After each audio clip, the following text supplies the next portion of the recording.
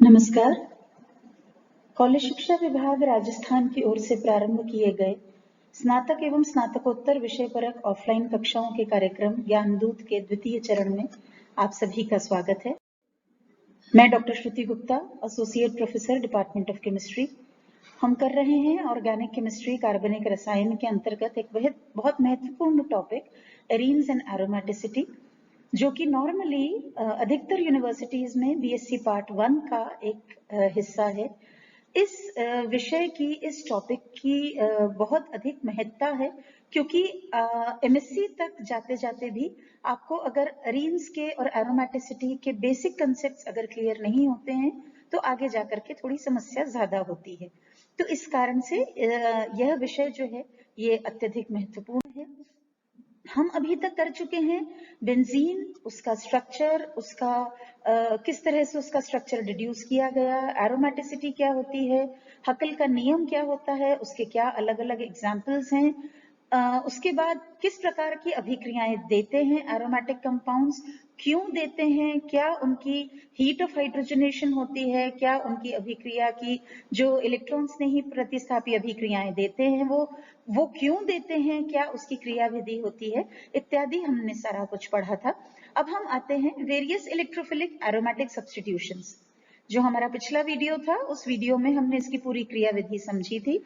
अब हम बहुत फुर्ती से इसमें देखेंगे कि किस प्रकार की अलग अलग भिन्न भिन्न तरह की ये इलेक्ट्रोफिलिक एरोमेटिक सब्स्टिट्यूशंस दर्शाते हैं। हमने सिंपल सा एग्जाम्पल लिया है, कोई भी एरीन लिया हमने यहाँ पर।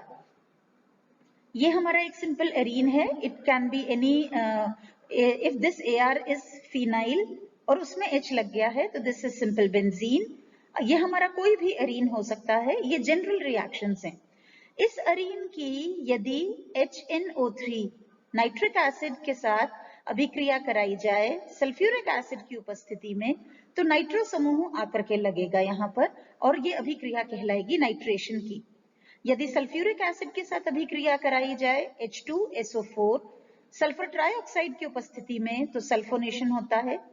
यदि आयरन की उपस्थिति में क्लोरीन के साथ अभिक्रिया कराई जाए तो क्लोरीनेशन होगा। मर्क्यूरिक एसिटेट के साथ अभिक्रिया कराएंगे तो मर्क्यूरेशन हो जाएगा इसका। यदि किसी भी एरोमेटिक कंपाउंड की हम एल्यूमिनियम क्लोराइड की उपस्थिति में अल्काइल क्लोराइड के साथ अभिक्रिया कराएंगे तो अल्काइलेशन होता है, और इसी को हम कहते हैं फ्रीडल क्राफ्ट अल्काइलेशन। यदि असाइल क्लोराइड के साथ अभिक्रिया कराएंगे उसी एल्यूमिनियम क्लोराइड की उपस्थिति में तो असाइल समूह आकर के लगेगा, और इसी अभिक्रिया को हम कहते हैं फ्रीडल क्राफ्ट असाइलेशन। इन सारी अभिक्रियाओं में जो क्रिया विधि है वो जो हम पहले कर चुके हैं बिल्कुल उसी प्रकार से ही होती है। यहाँ पर क्रिया विधि इसकी दो पदों में संपन्न होती है अभिक्रिया। बीच में एक मध्यवर्ती बनता है जिसको हमने डिटेल में पढ़ा था और आपको बताया भी था कि वो परीक्षा की दृष्टि से बहुत महत्वपूर्ण होता है, व्हीलैंड कॉम्प्लेक्स जो बनेगा, और उसके बाद अल्टीमेटली हमें प्रोडक्ट मिलता है। तो क्रिया विधि इन सभी अभिक्रियाओं में एक समान रहेगी। हम आते हैं इसके बाद एक बहुत इंपॉर्टेंट रिएक्शन है जिसको हम कहते हैं बर्च रिडक्शन या बर्च अपचयन।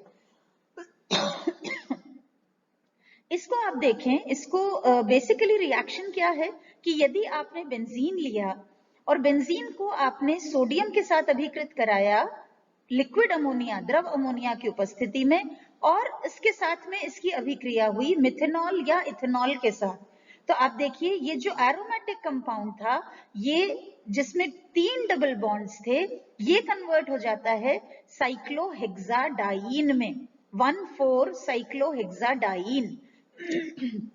तो इसका मतलब है कि यदि हमने बेंजीन की अभिक्रिया कराई मिथेनॉल या इथेनॉल के साथ in presence of sodium and liquid ammonia, तो what we get is 1,4 cyclohexadiene. इसी चीज का ही यदि हम कोई दूसरा अल्काइल बेंजीन ले लें, क्योंकि ये एक जनरल एरोमेटिक रिएक्शन है, तो आपने यहाँ पर सिंपल बेंजीन लिया था, अगर आप उसकी बजाय कोई अन्य अल्काइल बेंजीन ले लेंगे, आप टोलुइन ले लीजिए, आप इथाइल बेंजीन ले लीजिए, यदि आप कोई भी दूसरा अल्काइल बेंजीन भी लेते हैं, वही अभिकर्मक हैं आपके, उन्हीं के साथ क्रिया हो रही है। अब की बार क्या होगा, यहाँ पे देखिए ये दोनों तरफ हाइड्रोजन था, अब की बार यहाँ पे एक R ग्रुप, जो हमारा अल्काइल ग्रुप यहाँ पर ओरिजिनली था वही अल्काइल ग्रुप हमारा यहाँ पर भी रह जाएगा, and again what we get is alkyl 1,4 cyclohexadiene. Cyclohexadiene तो यहाँ पर भी था, अब की बार चूंकि हमने ओरिजिनली ही अल्काइल ग्रुप लेते हुए शुरू किया था तो ये बन गया हमारा अल्काइल 1,4 साइक्लोहेक्साडाइन। ये होती है हमारी बर्च रिडक्शन, जिसको हम बर्च अपचयन कहते हैं। अब हम देखते हैं इसका अभिक्रिया की क्रियाविधि क्या होती है। देखिए, हम सब जानते हैं कि सोडियम जो है ये फर्स्ट ग्रुप का एलिमेंट है। फर्स्ट ग्रुप के एलिमेंट का क्या मतलब हुआ कि इसका जो आउटर मोस्ट शेल है, जो बाह्यतम कोश है, उसमें केवल एक इलेक्ट्रॉन उपस्थित है। ठीक है, अब ये जो एक इलेक्ट्रॉन है, देखिए ये दिखाया यहाँ पर, ये एक इलेक्ट्रॉन है। ये था हमारा बेंजीन। जब इसने ये एक इलेक्ट्रॉन वाले इस सोडियम ने इसके साथ अभिक्रिया करी तो नतीजा क्या हुआ कि ये एक इलेक्ट्रॉन इसने इस बेंजीन रिंग को दे दिया। अब जब इस बेंजीन रिंग को दे दिया तो उससे क्या होगा, देखिए हम इसको हम समझते हैं। ये जो हमारा डबल बॉन्ड है, ये डबल बॉन्ड का समांश विखंडन होगा। ठीक है, समांश विखंडन होगा मतलब इसका होमोलिटिक फिजन होके, अब देखिए इसमें से एक इलेक्ट्रॉन जाएगा इस वाले कार्बन पे और एक इलेक्ट्रॉन जाएगा इस कार्बन पे। देखिए, आपको मैंने शुरुआत में भी समझाया था कि जब केवल एक इलेक्ट्रॉन का मूवमेंट होता है तो हम हाफ हेडेड एरो बनाते हैं, मतलब केवल आधे सिर वाला हम तीर बनाएंगे। ये वाला जो इलेक्ट्रॉन डबल बॉन्ड है हमारा, इसका भी समांश विखंडन होगा। इसका समांश विखंडन होके एक इलेक्ट्रॉन इधर गया और दूसरा इलेक्ट्रॉन आ गया इस वाले कार्बन पर। ठीक, अब नतीजा आप देखिए क्या होगा। अब जो हमारा प्रोडक्ट बनेगा उसमें इस कार्बन पर केवल एक इलेक्ट्रॉन रह जाएगा, ये रहा हमारा एक इलेक्ट्रॉन। यहां पर अब देखिए, ये जो ओरिजिनल हमारे डबल बॉन्ड्स थे, ये वाला डबल बॉन्ड और ये वाला डबल बॉन्ड, ये जो हमारा डबल बॉन्ड था ये तो टूट गया, अब इसका अस्तित्व बचा ही नहीं है। इसी तरह से ये जो डबल बॉन्ड था इसका भी अस्तित्व समाप्त हो गया। इस डबल बॉन्ड का एक इलेक्ट्रॉन चला गया यहाँ पे, ये रहा इधर। इसका एक इलेक्ट्रॉन आया इन दोनों कार्बन्स के मध्य और इस बॉन्ड से भी एक इलेक्ट्रॉन आया इन दोनों कार्बन्स के मध्य। नतीजा दो इलेक्ट्रॉन्स आए तो डबल बॉन्ड आ गया यहाँ पर, ये नया डबल बॉन्ड क्रिएट हो गया। अब इसमें से इस वाले बंद का एक इलेक्ट्रॉन तो चला गया यहाँ जिसने डबल बॉन्ड बना लिया, एक बचा हुआ इलेक्ट्रॉन आ गया यहाँ पर। ये देखिए, ये रहा एक इलेक्ट्रॉन यहाँ था, एक इलेक्ट्रॉन इस सोडियम से आया, ये सोडियम से इधर आ गया। नतीजा डबल इलेक्ट्रॉन्स रहे तो ये एक रेडिकल एनायन बन गया। रेडिकल क्यों?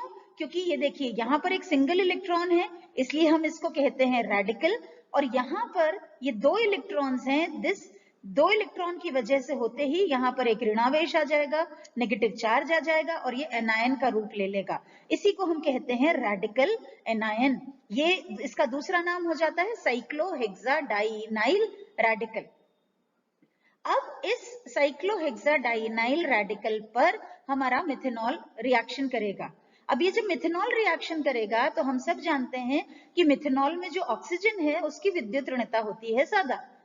जब उसकी विद्युत ऋणता ज्यादा होती है तो OH के मध्य का जो बंध है उसके इलेक्ट्रॉन्स ये ऑक्सीजन खींचेगा, और ये जो नतीजा, ये H पॉजिटिव जो बचा हमारे पास, ये H पॉजिटिव इस नेगेटिव की तरफ अट्रैक्ट होकर के और यहां पर आकर के जुड़ जाएगा।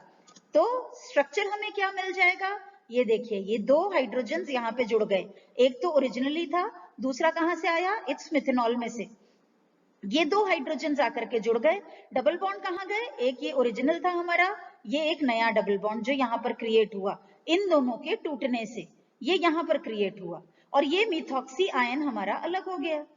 लेकिन अब इस प्रक्रिया में हुआ क्या है कि यहाँ का नेगेटिव चार्ज तो न्यूट्रलाइज हो गया इस H पॉजिटिव से, लेकिन ये जो एक रेडिकल क्रिएट हुआ था फ्री रेडिकल, ये यथावत रह गया। ये देखिए, ये रहा यहाँ पर, ये यहाँ पे रह गया है एज सच। इसकी जब हम वापस से एक और सोडियम के साथ अभिक्रिया कराएंगे, सोडियम परमाणुओं के साथ, अगेन सोडियम में फिर चूंकि बाह्यतम कोश में एक इलेक्ट्रॉन है तो अब की बार वो कहां आक्रमण करेगा, इस तरफ, इस वाली जगह पर आक्रमण करेगा। इस वाली जगह पर आक्रमण करते ही जैसे यहां पर हुआ था बिल्कुल उसी तरह से यहां पर फिर ऋणावेश आएगा। इस ऋणावेश को उदासीन कौन करेगा? एक और आपका मिथेनॉल में से मिथॉक्सी आयन अलग होते हुए हाइड्रोजन जो है वो वापस से इधर इस नेगेटिव चार्ज के साथ जुड़ जाएगा। नतीजा हमें मिल जाएगा हमारा साइक्लो 1,4 हेक्साडाइन। तो इस प्रकार से ये पूरी अभिक्रिया होती है कि जिसमें आपका बेंजीन से आप साइक्लो 1,4 हेक्साडाइन पर आते हैं। यदि आप यहाँ पे किसी अन्य अल्काइल बेंजीन से शुरू कर रहे हैं या कोई अन्य अल्काइल आपने ग्रुप यहाँ पर लगा दिया है तो वो यथावत रहेगा, वो H की बजाय वो अल्काइल ग्रुप हो जाएगा। मैकेनिज्म यही रहती है। तो इस तरह से होता है हमारा बर्च रिडक्शन का मैकेनिज्म। ये रिएक्शन भी आपके परीक्षाओं की दृष्टि से बहुत महत्वपूर्ण है, अक्सर पूछी जाती है अलग अलग विश्वविद्यालयों में। अब हम आते हैं एक बहुत इंपॉर्टेंट टॉपिक है, that is effect of substituents on reactivity and orientation. जो भी आपके प्रतिस्थापी समूह हैं, प्रतिस्थापी समूह जो पहले से लगे हुए हैं, उनका क्या असर होता है उस पेरेंट कंपाउंड की क्रियाशीलता पर और आने वाले समूह के ओरिएंटेशन पर। याद रखिए जो अभी आपको समझाया, जो अभी मैंने कहा, उसका अर्थ क्या निकल रहा है कि हम बात कर रहे हैं कि यदि पहले से कोई समूह उपस्थित है बेंजीन पर, मतलब एकल प्रतिस्थापी तो वो है ही ऑलरेडी, अब वो जो पहला प्रतिस्थापी समूह है उस पहले प्रतिस्थापी समूह के कारण उस बेंजीन वलय की क्रियाशीलता अधिक होगी या कम हो जाएगी, किसकी तुलना में? ओरिजिनल बेंजीन की तुलना में। तो जो प्रतिस्थापी समूह मौजूद है वो उस बेंजीन रिंग को और अधिक क्रियाशील बनाएगा या उसकी क्रियाशीलता को कम करेगा, और साथ ही यदि उस पर एक दूसरा प्रतिस्थापी समूह आके लगना चाहे तो वो किस तरफ जाके लगेगा? ऑर्थो पे, मेटा पे कि पैरा पे? ये चीज अब हम देखेंगे। अब इसको समझिए। Since all hydrogen atoms of benzene are equivalent, so when benzene undergoes electrophilic substitution only one mono substituted derivative is obtained. हम बेंजीन की संरचना पढ़ते समय देख चुके हैं कि बेंजीन में उपस्थित जो 6 हाइड्रोजन परमाणु हैं वो 6 के 6 बिल्कुल एक समान हैं। इसलिए आप यदि एकल प्रतिस्थापी कोई व्युत्पन्न बना रहे हैं तो किसी भी हाइड्रोजन को रिप्लेस कर दीजिए, एक ही प्रकार का वो प्रतिस्थापी, एक ही प्रकार का व्युत्पन्न बनेगा आपका, क्योंकि सारे हाइड्रोजन से एक समान है। In case of mono-substituted benzene, all ring hydrogens are not equivalent and the second electrophile goes to that carbon where the electron density is relatively high. तो जब हम बेंजीन से प्रारंभ करके पहला प्रतिस्थापी लगा रहे हैं तब तक तो कोई समस्या नहीं है, किंतु यदि हम एकल प्रतिस्थापी बेंजीन से प्रारंभ करके दूसरा प्रतिस्थापी समूह लगाना चाहते हैं तो अब ये हमें ध्यान रखना होगा कि अब एक हाइड्रोजन हटा के तो हमने पहला प्रतिस्थापी लगाया था, जो शेष 5 हाइड्रोजन्स बचे हैं वो पांचों अब एक समान नहीं बचे, और इस वजह से आने वाला दूसरा प्रतिस्थापी समूह उस कार्बन पर जाएगा। दूसरा प्रतिस्थापी समूह कौन सा होगा? अगेन इलेक्ट्रॉन्स नहीं होगा, क्योंकि एरोमेटिक कंपाउंड्स इलेक्ट्रॉन्स नहीं अभिक्रियाएं ही देती हैं। तो आने वाला अब जो दूसरा इलेक्ट्रॉन्स नहीं होगा वो उस कार्बन पर जाएगा जहां पर इलेक्ट्रॉन्स का घनत्व अधिक होगा, कंपैरेटिवली ज्यादा होगा, वहां पर जाएगा। Therefore, the group already present in benzene nucleus affects both reactivity and orientation in electrophilic aromatic substitution. अर्थात जो समूह पहले से मौजूद है बेंजीन पर वो आने वाले दूसरे प्रतिस्थापी समूह के साथ क्रियाशीलता होगी कि नहीं ये भी निर्धारित करता है, और वो दूसरा प्रतिस्थापी समूह किस जगह पर आकर के लगेगा, क्या उसका विन्यास रहेगा, ये भी निर्धारित करता है। Effect of substituents on reactivity and orientation, इसी का ही हम अगला देखेंगे। ये देखिए एग्जाम्पल के तौर पे हमने बेंजीन पे लगाया मिथाइल समूह, मतलब ये बन गया हमारा टोलुइन। टोलुइन का जब हमने नाइट्रेशन कराया, नाइट्रेशन कैसे होता है अभी हमने देखा कि हम नाइट्रिक एसिड के साथ अभिक्रिया कराएंगे सल्फ्यूरिक एसिड की उपस्थिति में। तो जब हमने टोलुइन का नाइट्रेशन कराया तो NO2 ग्रुप लगेगा, ओरिजिनली CH3 मौजूद है, NO2 ग्रुप लगेगा, लेकिन देखिए NO2 कहां लगा? 2 जगह आके लगा, ऑर्थो पोजीशन पे और पैरा पोजीशन पे। मतलब आपको जो 2 उत्पाद मिले वो कौन कौन से थे?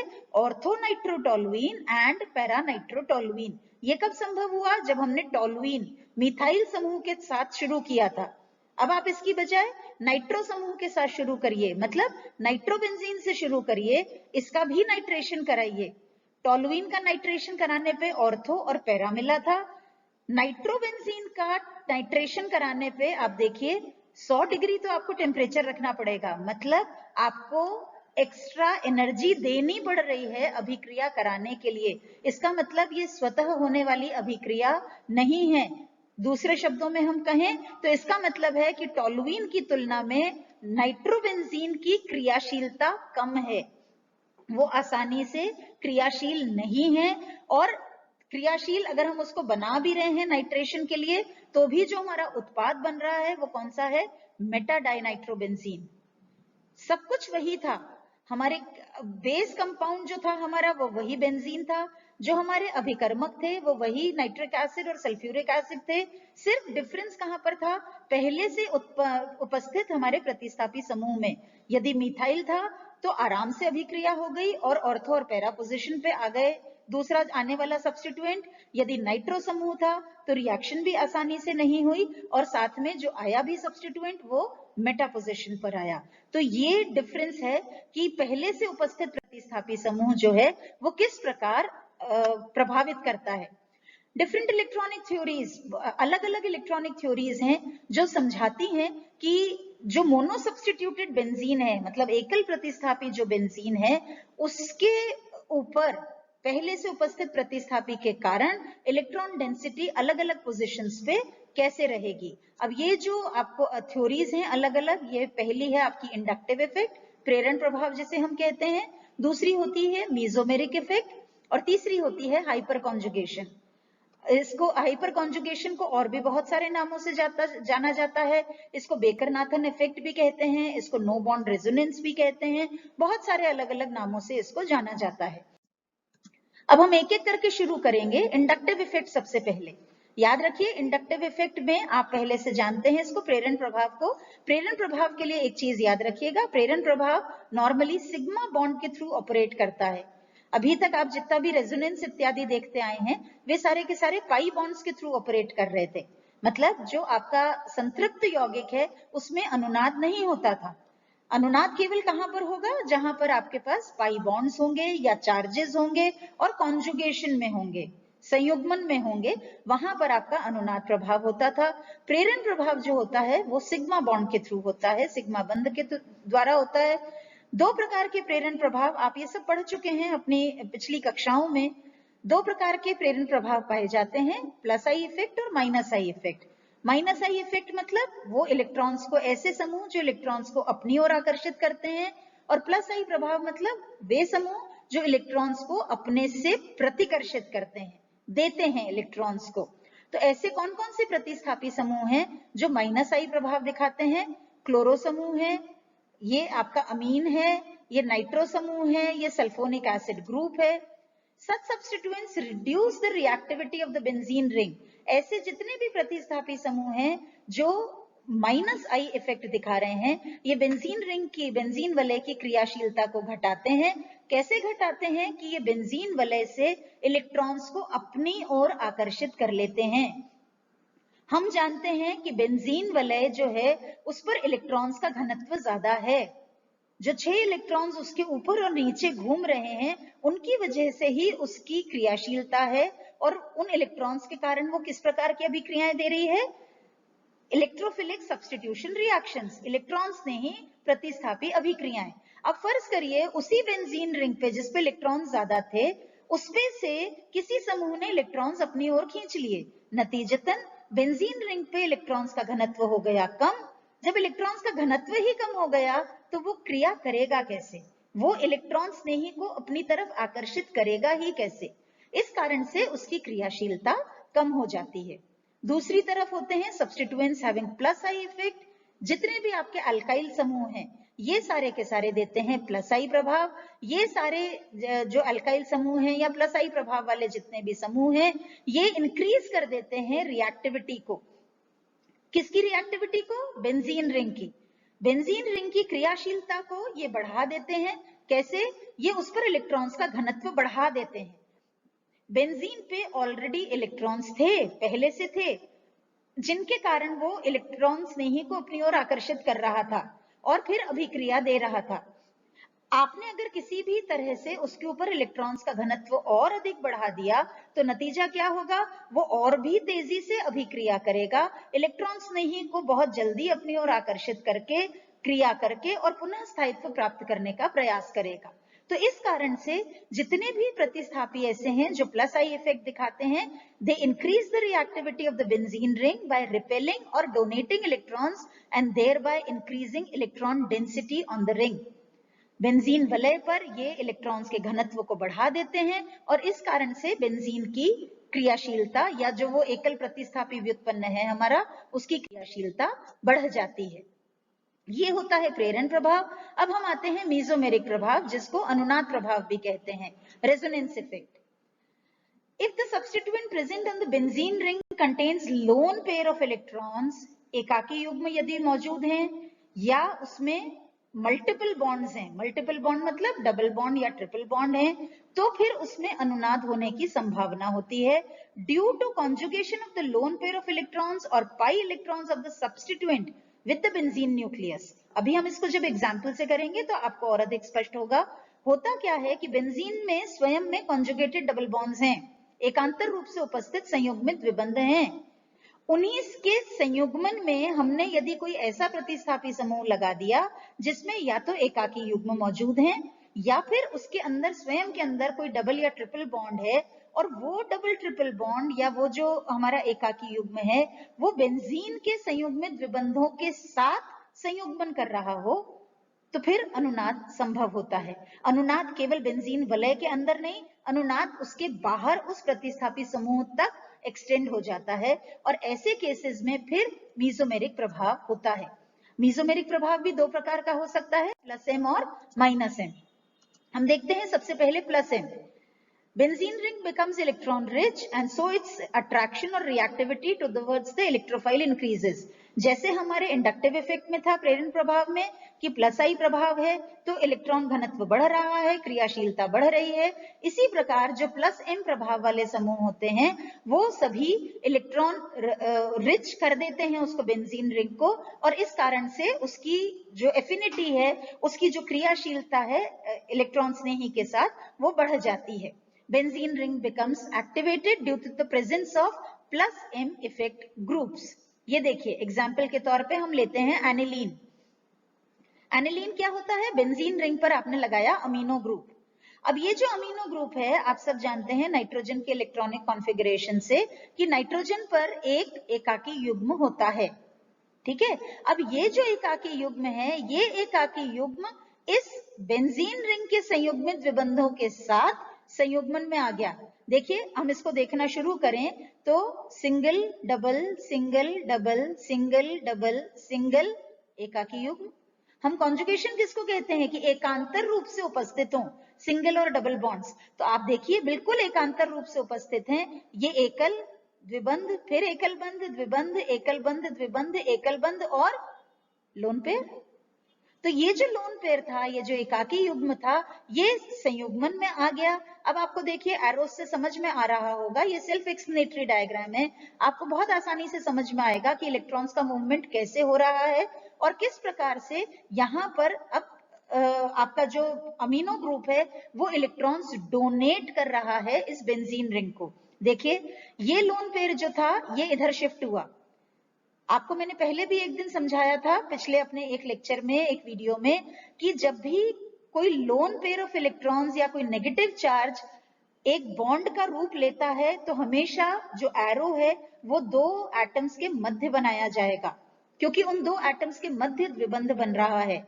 और यदि कोई डबल बॉन्ड चार्ज का रूप ले रहा है तो वो सेंटर ऑफ बॉन्ड से शुरू होते हुए और जिस भी पर्टिकुलर कार्बन पर वो चार्ज के रूप में जाएगा उस कार्बन पर लोकलाइज होगा वो बॉन्ड। ये देखिए ये लोन पेयर इन दोनों के मध्य द्विबंध बनाएगा, तो ये इधर आया। अब चूंकि यहाँ पे अगर हम एज सच स्ट्रक्चर को छोड़ देंगे तो इस वाले कार्बन की 5 वैलेंसी हो जाएंगी, डबल बॉन्ड यहाँ पर हो जाएगा, डबल यहाँ हो जाएगा और एक सिंगल, 5 वैलेंसी हो नहीं सकती। नतीजा ये जो डबल बॉन्ड है इसके इलेक्ट्रॉन्स इस कार्बन पर लोकलाइज होकर के इसको एक नेगेटिव चार्ज प्रदान कर देते हैं। यहां से अब रेजोनेंस फिर शुरू हो जाएगा। ये नेगेटिव चार्ज इन दो कार्बन्स के मध्य डबल बॉन्ड बनाएगा, लेकिन उसके एवज में ये जो डबल बॉन्ड है ये इस कार्बन पर लोकलाइज हो जाएगा। यहां पर आ गया नेगेटिव चार्ज। अब ये नेगेटिव चार्ज फिर से इधर डबल बॉन्ड बनाएगा, लेकिन ये डबल बॉन्ड जो है ये इस कार्बन पर लोकलाइज होके यहाँ पे नेगेटिव चार्ज आ गया।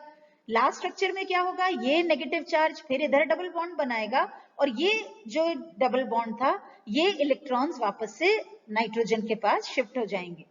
तो हम वापस से पुरानी स्थिति में आ गए। बस फर्क क्या पड़ा हमें कि पहले डबल बॉन्ड्स की पोजीशन ये थी, अब की बार डबल बॉन्ड्स की पोजीशन चेंज हो गई है। इस तरह से अनुनाद होता है। अब आप देखिए इसमें एक बहुत इंपॉर्टेंट और इंटरेस्टिंग पार्ट क्या है कि ये जो नेगेटिव चार्ज है, अमीनो ग्रुप क्या कर रहा है, इलेक्ट्रॉन्स दे रहा है बेंजीन रिंग को। यहां से देखिए इसने बेंजीन रिंग को इलेक्ट्रॉन्स दिए। इलेक्ट्रॉन्स देने के कारण बेंजीन वलय पर आया ऋणावेश। हम लगातार देख रहे हैं, ये रहा नेगेटिव, ये नेगेटिव, ये नेगेटिव। बेंजीन रिंग पर आया ऋणावेश, और वो ऋणावेश कहां आया, ऑर्थो पोजीशन पे, पैरा पे, अगेन ऑर्थो पे, मेटा पे कभी भी नहीं आया है। तो चूंकि पहली बात अमीनो ग्रुप ने इलेक्ट्रॉन्स दिए बेंजीन रिंग को, ऋणावेशित किया उसको, इस वजह से उसकी क्रियाशीलता बढ़ गई। और दूसरी चीज, क्रियाशीलता तो बढ़ गई, आने वाला इलेक्ट्रॉन्स नहीं कहां आक्रमण करेगा, जहां पर इलेक्ट्रॉन्स का घनत्व अधिक होगा। इलेक्ट्रॉन्स का घनत्व कहां अधिक दिख रहा है, ऑर्थो पे, पैरा पे और ऑर्थो पे। और इसी कारण से आने वाला जो समूह है वो ऑर्थो और पैरा पर आता है। एग्जैक्टली इसी तरह से स्ट्रक्चर्स बन सकते हैं हमारे फिनॉल के केस में। फिनॉल मतलब बेंजीन रिंग के साथ OH समूह जुड़ा हुआ है। OH में हम जानते हैं ऑक्सीजन पे 2 एकाकी युग्म होते हैं। क्लोरोबेंजीन के साथ भी आइडेंटिकल केस है। अब देखिए एक बहुत इंपॉर्टेंट चीज हम आगे भी करेंगे इसको। क्लोरोबेंजीन प्लस M प्रभाव दिखा रहा है। इलेक्ट्रॉन्स इसके पास एकाकी युग्म हैं, ये इलेक्ट्रॉन्स अपने दे देता है। हालांकि हम ये भी जानते हैं कि क्लोरो ग्रुप जो है वो -I प्रभाव भी दर्शाता है। ये बहुत इंटरेस्टिंग पार्ट है इसका कि क्लोरो समूह जो है वो -I प्रभाव दर्शाएगा, किंतु +M प्रभाव दर्शाएगा। प्रेरण प्रभाव से तो इलेक्ट्रॉन्स खींच लेता है और मीजोमेरिक प्रभाव से वो इलेक्ट्रॉन्स दे देता है। तो यदि आपको परीक्षा में इस प्रकार के प्रश्न बहुत पूछे जाते हैं जिसमें ये कहा जाता है कि आप इसकी संरचनाएं बनाइए, अनुनादी संरचनाएं, तो आपको अमीनो एनिलीन की आपको बनानी हो या फिनॉल की बनानी हो या क्लोरोबेंजीन की बनानी हो, सबकी एक ही प्रकार से अनुनादी संरचनाएं बनती हैं। Due to +M effect, the lone pair of electrons of the substituent group moves in the benzene nucleus. हमने देख लिया। In all the resonating structures, benzene has a negative charge. Benzene पर ऋणावेश कहां पर आया है, ऑर्थो पोजिशंस पे और पैरा पोजिशंस पे, जिसके कारण वो इलेक्ट्रॉन रिच हो गई हैं। और इसी कारण से जब इस पर कोई भी इलेक्ट्रॉन्स नहीं अभिकर्मक आक्रमण करता है तो वह आक्रमण करता है ऑर्थो और पैरा पोजिशन पर। और इसीलिए ऐसे जितने भी समूह हैं, these are known as activating and ortho para directing. ये सारे समूह कहलाते हैं सक्रियणकारी एवं ऑर्थो पैरा निर्दिशकारी। ऐसे जितने भी समूह हैं जो +M प्रभाव दर्शाएंगे वे सक्रियणकारी एवं ऑर्थो पैरा निर्दिशकारी समूह कहलाते हैं। नेक्स्ट हम आते हैं -M इफेक्ट ग्रुप्स पर। कुछ समूह ऐसे होते हैं जिनके मल्टीपल बॉन्ड्स जो हैं वो बेंजीन रिंग के पाई बॉन्ड्स के साथ कॉन्जुगेशन में आ जाते हैं, और इसी वजह से जैसे पहले लोन पेयर के साथ कॉन्जुगेशन होकर के एक्सटेंड हो गया था कॉन्जुगेशन, अब की बार भी एक्सटेंड हो जाएगा, लेकिन वो इलेक्ट्रॉन्स को अपनी ओर खींच लेंगे बेंजीन से। नतीजा, बेंजीन रिंग पर इलेक्ट्रॉन्स का घनत्व कम हो जाएगा और बेंजीन रिंग पर आ जाएगा धनावेश। ये देखिए, ये हमने क्या लगाया है अपना, हमने जब इस तरह से यहां पर लगाया, ये इसको एक सेकेंड, ये यहां पर H नहीं होगा। अब हम आते हैं, ये हमने नाइट्रो ग्रुप लगाया था। ये जब हमने नाइट्रो ग्रुप लगाया तो देखिए नाइट्रो ग्रुप की जो संरचना होती है उसमें N डबल बॉन्ड O जो है ये अपना, इसमें डबल बॉन्ड है, ऑक्सीजन की विद्युत ऋणता ज्यादा है तो ये ऑक्सीजन इलेक्ट्रॉन्स को अपनी ओर खींच लेता है। नतीजा, यहाँ पे नाइट्रोजन पे ऑलरेडी एक पॉजिटिव चार्ज था, डबल पॉजिटिव होता है, उसको न्यूट्रलाइज करने के लिए, उसको उदासीन करने के लिए वो बेंजीन से इलेक्ट्रॉन्स अपनी ओर आकर्षित कर लेता है। पिछली स्लाइड में अमीनो ग्रुप में आप देख रहे थे कि अमीनो से इलेक्ट्रॉन्स बेंजीन वलय पर आ रहे थे। अब की बार आप देखिए बेंजीन वलय से नाइट्रोजन की तरफ जा रहे हैं। तो जब बेंजीन वलय से जा रहे हैं तो बेंजीन वलय पर आ गया धनावेश। अब ये धनावेश इधर आया है तो ये डबल बॉन्ड इस तरफ मूव करता है, इसको उदासीन करने के लिए। नतीजा धनावेश आ जाता है इस पैरा पोजीशन पे। ये डबल बॉन्ड इधर शिफ्ट होगा तो वापस से धनावेश आ जाएगा इस ऑर्थो पोजीशन पे। और लास्ट में फिर क्या होगा, ये ऑक्सीजन वापस से इलेक्ट्रॉन्स रिलीज करके इधर अपनी नॉर्मल पोजीशन पर आएगा और ये जो डबल बॉन्ड है ये शिफ्ट होके इधर आएगा। We again get the starting compound, लेकिन डिफरेंस अगेन डबल बॉन्ड की पोजीशंस का है। तो अब की बार आप देखिए वही चीज थी, केवल उल्टी दिशा में हुई।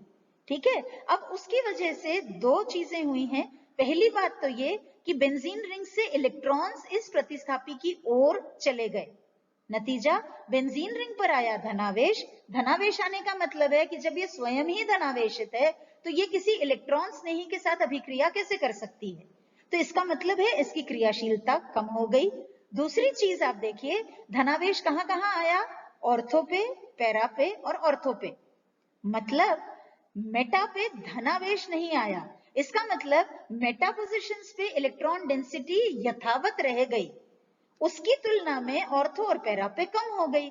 तो आने वाला जो समूह है वो ऑटोमेटिकली मेटा पर आएगा, क्योंकि ऑर्थो और पैरा पोजीशंस जो हैं वो इलेक्ट्रॉन न्यून हो चुकी हैं। तो इसी आइडेंटिकल ये का ये केस हो जाता है आपके जब आप एसिटाइल ग्रुप के साथ काम करते हैं या सल्फोनिक एसिड ग्रुप के साथ काम करते हैं, बिल्कुल वही स्थितियां होती हैं। यहां पर भी वही डबल बॉन्डेड ऑक्सीजन है, आप इसके भी उसी तरह से स्ट्रक्चर्स बनाएंगे, यहां पर भी आप इसी तरह से स्ट्रक्चर्स बनाएंगे। Benzene becomes electron deficient due to the presence of minus ion effect groups. Positive charge moves on ortho and para positions, making these positions electron deficient. जैसे भी आपको बताया ऑर्थो और पैरा पोजीशंस पे इलेक्ट्रॉन्स की कमी हो जाती है। इस कारण से जो आने वाला प्रतिस्थापी समूह है वो मेटा पोजीशन पर आक्रमण करता है और साथ साथ ही जो बेंजीन रिंग की क्रियाशीलता है वो भी कम हो जाती है। इसीलिए माइनस एम प्रभाव वाले जितने भी समूह हैं उनको हम कहते हैं विसक्रियणकारी एवं मेटा निर्देशकारी, डीएक्टिवेटिंग एंड मेटा डायरेक्टिंग। ये डीएक्टिवेट कर देते हैं रिंग को, उसकी एक्टिवेशन कम कर देते हैं, उसका सक्रियण कम करते हैं और साथ में आने वाले समूह को मेटा पोजीशन की ओर भेजते हैं, इसीलिए ये मेटा डायरेक्टिंग कहलाते हैं।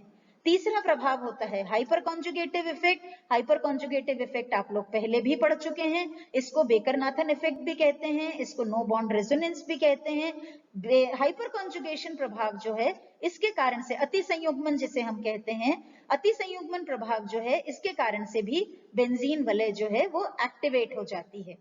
अगले वीडियो में हम करेंगे कि कौन सा प्रभाव कितना अधिक है, यदि दो प्रभाव एक साथ काम कर रहे हैं तो कौन सा प्रभाव अधिक होता है, उस पर निर्भर करेगा कि आने वाले समूह कौन सी दिशा में जाएंगे और जो बेंजीन रिंग है उसकी एक्टिवेशन होगा या डीएक्टिवेशन होगा, ये सब हम अगले वीडियो में करेंगे। उम्मीद है आपको समझ में आया होगा कि किस प्रकार से आने वाले समूहों की दिशा और उसकी क्रियाशीलता सब कुछ निर्भर करती है पहले से उपस्थित प्रथम प्रतिस्थापी समूह पर, और बेंजीन रिंग जो है वो किस किस प्रकार की इलेक्ट्रॉन स्नेही प्रतिस्थापी अभिक्रियाएं देता है, बर्च रिडक्शन कैसे होता है, क्या उसका अभिक्रिया होती है। अगले लेक्चर तक के लिए, अगले वीडियो तक के लिए नमस्कार।